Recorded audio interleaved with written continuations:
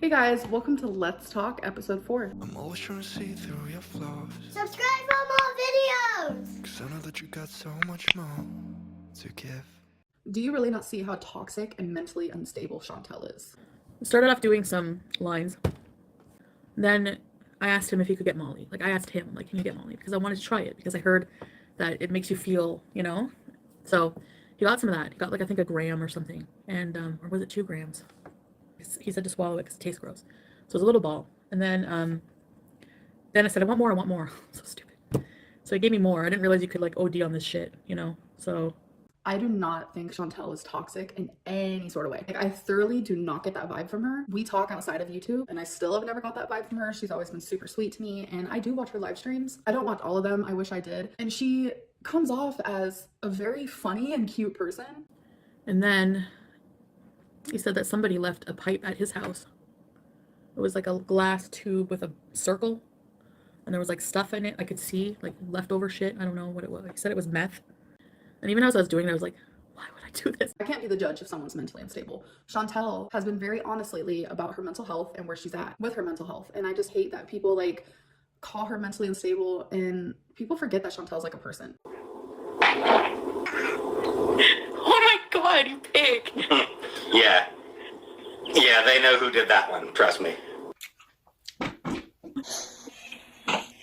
This is a literal person confiding in her audience, and I just don't think it's okay that we call her mentally unstable. That's not up to us to say that. Chantel is clearly going through a hard time, and I think more than anything, she needs positivity and she needs people there that supports her and loves her. I just don't think the negativity is going to help. I thoroughly think that Chantel's a really good person, and I like her a lot. Juicy question. If Destiny didn't break up with you, would you still be with her? Hell, if Crystal didn't break up with you, would you still be with her? Honestly, no. I definitely wouldn't be with either of them. I mean, as I sit here now, obviously, I can find characteristics or situations where I know they're not the one for me, that I am beyond grateful for all of the past heartbreaks I've had. It's all those heartbreaks is what led me to the person that I love today.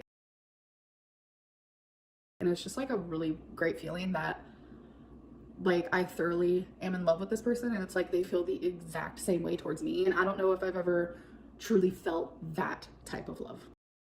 Do you wax or shave your okay, so this is a juicy question. Do I answer this? Let's just say I don't have a lot of hair down there. Okay, moving on. Someone literally just told me to sit on the toilet and show y'all that I know how to wipe my butt. Y'all, what? What? Okay. I can't, one, reach my arm in and bend down and grab my because my stomach is in the way. I know it's not just because I'm short, it's because literally my stomach is in the way. Do you agree that having basically unlimited money has allowed you to end up in the shape that you are? Most people can't afford restaurants and food delivery 3+ times a day. If you hadn't made it on YouTube, do you think you'd be healthier? So there's 2 questions going on here, and I want to say yes to the first one. 100%, I feel like having the money that I have had has made it so much easier to order takeout every single day and pretty much get whatever food I wanted, which in return made me gain weight. But do I think that I would be healthier if I never started YouTube? I honestly have no idea. I reached 420 pounds at the age of 16, and I had no idea what YouTube was then. So YouTube definitely is not what made me fat. I've literally always been fat. What did I just read? Someone said, if you were a man and hired to be a caregiver and then dated them, would you be out of prison by now? What? What do you look for romantically when you're in a relationship? What love language do you respond most to? Affection and words, without a doubt. I want lots of affection, and I don't want it to be forced. I want to seriously feel like we have that chemistry. I love when someone doesn't want to keep their hands off of me. I'm just being honest. Because 9 times out of 10, if you don't want to keep your hands off of me, I also don't want to keep my hands off of you. So, and I love to just constantly be told that I'm loved. I love you, or you look beautiful, or just I can't wait to marry you. I'm just very I'm cheesy. I really am. So give me all the cheese. Do you think you show the most authentic version of yourself online? The whole Christmas tree thing in your last vlog was what prompted it. That felt disingenuous and kind of pre-planned. You know what's really funny about that is I thought literally the same thing because I have never filmed myself going to get my Uber Eats order, and then the one time I do, there's a big ass Christmas tree outside my door. If your new girlfriend really is local, then why were you alone the whole Thanksgiving weekend? She was with her family for the weekend and I was invited, which, oh my God, that made me feel really good, honestly. But due to my size, but to answer your question, no, I'm actually not my most authentic true self on camera. I think that tends to be kind of hard because I am just sitting here literally talking to a device It's like I know there are thousands of people watching me, but it's not the same compared to like if you get to know me as like a person and not just as a YouTuber. Opinions on health at every size movement. Honestly, I feel like I could make a whole ass video about this. I do not believe in health at every size. Listen, I don't want to be skinny because skinny isn't always healthy. You know, people always assume just because you're skinny, it means you're healthy. But don't get it twisted. I believe in beauty at every size. I believe that every single person, no matter what size you are, big or small, you can be beautiful. But I do not believe that every size is healthy. And she was just like, you're healthy. Like she had my charts in her hand. She was like, you're healthy, but you are obese. What will you do when your channel eventually stops being put through algorithm? Are you making any plans / arrangements for when you can no longer depend on YouTube as your livelihood? So being a YouTuber, I know a lot of other YouTubers feel the same way as what I'm saying because I have talked to several YouTubers about this. I'm just gonna speak for myself. You can ask that same question to someone working at McDonald's, like, hey, what if this don't work out? Or a bus driver, hey, what if this don't work out? Or even a lawyer at a certain law firm, like, what if that company just goes bankrupt or like the company just ends? You can literally ask this to anyone, but it seems like as a YouTuber, I get this question like constantly. But when I was a PCA worker or when I did data entry, I worked at a Boys and Girls Club at one point, like I never got the question of, so what are you gonna do when this falls through? Every job can fall through. Every career, unfortunately, can fall through. So to the people asking me that question, I could also ask you the same question. The job you're currently doing, what's gonna happen if that falls through? Do you have any B plans? I feel like for the most part, when people have a job, they kind of put their energy into that job. They don't think about, oh my God, what if this ends? Now I gotta figure out where am I gonna put applications to next? Unless they're actively wanting to change careers or jobs or whatever it may be. But in this circumstance, I'm focusing on YouTube. I'm not focusing on 10 years down the line or 5 years down the line. I personally just did not think that I wanted to travel that far. So I'm hoping like next year I can actually do it. Do you think the removal of YouTube dislikes showing on videos will affect your channel positively, negatively, or not at all? I think it's gonna be a bittersweet moment. I know there are a lot of people who like to click on my video just to dislike it, which is like such a power trip. It's like almost creepy. So it's gonna be nice. Like these power trips are gonna like happen less, so that's gonna be pretty cool. Can you give us an update on your relationship with your mom and brother? I always love hearing about this. I come from a crazy family. It's the truth. I come from drug addicts, bipolar people, mentally ill people. I do. That is the family I come from. Did you honestly think that I was gonna be the only normal one? Did you? My relationship with my mom has never been better. I literally consider her my best friend. Like, she is the only person that I have ever in my life have like looked up to as a role model. And this only recently happened within the last couple years. Like, just the woman that she is now versus when I was a child is astonishing. Like, I almost wish she would write a book. Like, honestly, it's just like her story and her word could be so powerful to so many people out there who have struggled with drug addiction. Their location of using drugs was in the bathroom. So every time I'd go in there, I knew that when they came out, they'd be a different person.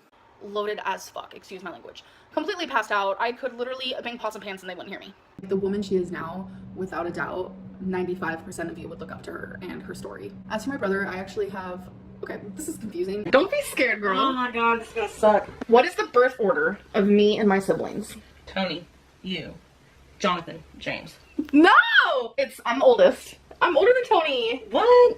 Sometimes for some people. So I have 3 little brothers. One of them was in my life my whole life. 2 of them were in closed adoption. But one of the 2 that are in closed adoption found us this year or last year. So I also have a relationship with him. So out of my 3 brothers, I talk to 2 of them. And every day I feel like my relationship with them is growing. Like literally just today, all 3 of us, me and my 2 brothers, we were on video chat together, which was honestly amazing. Like I love how we find similarities with one another. We like all live these like separate different lives and we share that. And we do a lot of laughing and joking. And honestly, like I would die if I ever got to see both of them in person at the exact same time. I would literally die. I go to someone's house, am I gonna make their floor creak? Am I gonna break their furniture? Oh shit!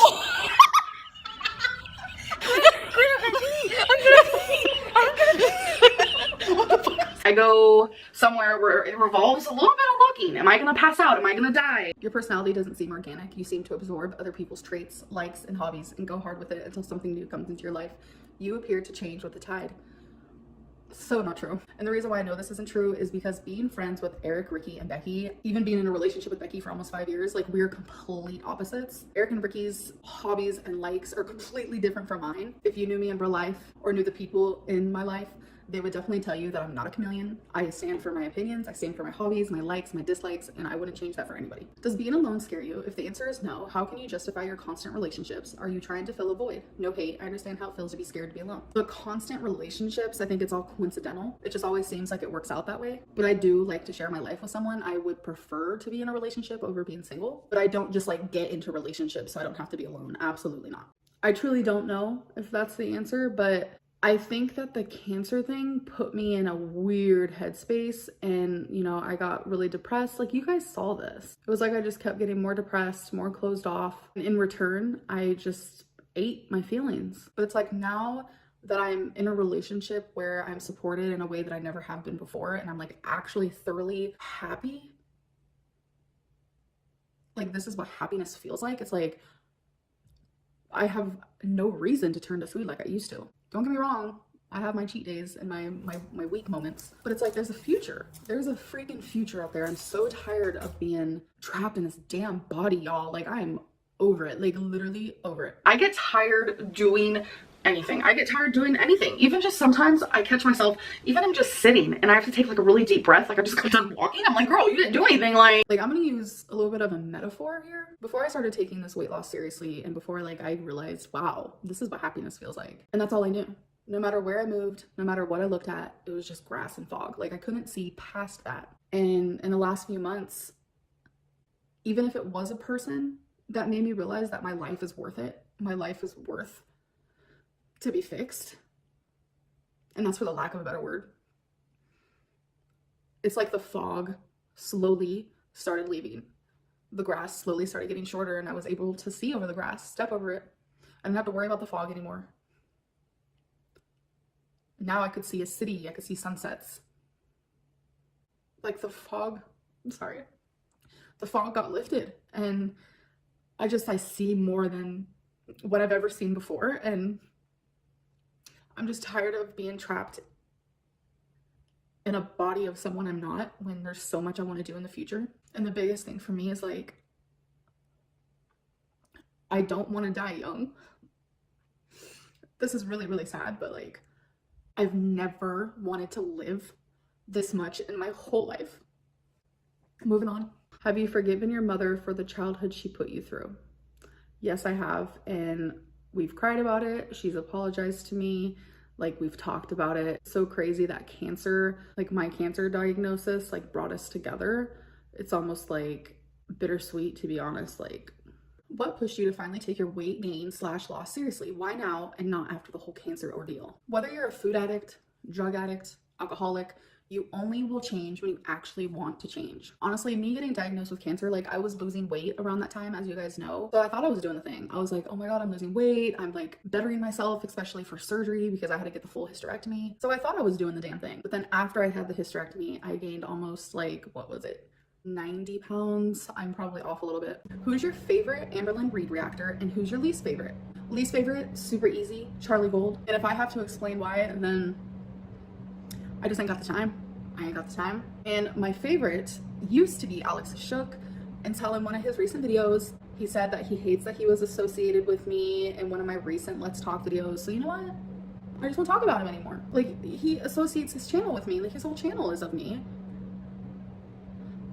And then I say one thing about him and he just didn't like it. And I was just like, I don't know. It's just like, it just made me sad because I genuinely liked him. But I'm still gonna consider him my favorite. But the last question is, why won't you change your intro / outro? It's because I love it. I love it so much. Like, Trying Again, that song just like resonates with me because I feel like I'm constantly just trying. Every single day I wake up and I try again, and that goes for every aspect of my life, honestly. All right, you guys, I'm gonna go now. I hope you enjoy and I'll see you in my next one. Bye. I just feel like I'm finally able to find myself when I have been so trapped. Like, I just literally feel like I've been so trapped. It's almost like I found the key to the cage and I'm letting myself out. The person who I was 8 years ago isn't gonna be the same as I am now. And sometimes like the person who I was even 3 months ago is gonna be different because you grow. you change, you experience new things, learn new things. And what I love about life is like you're constantly discovering yourself.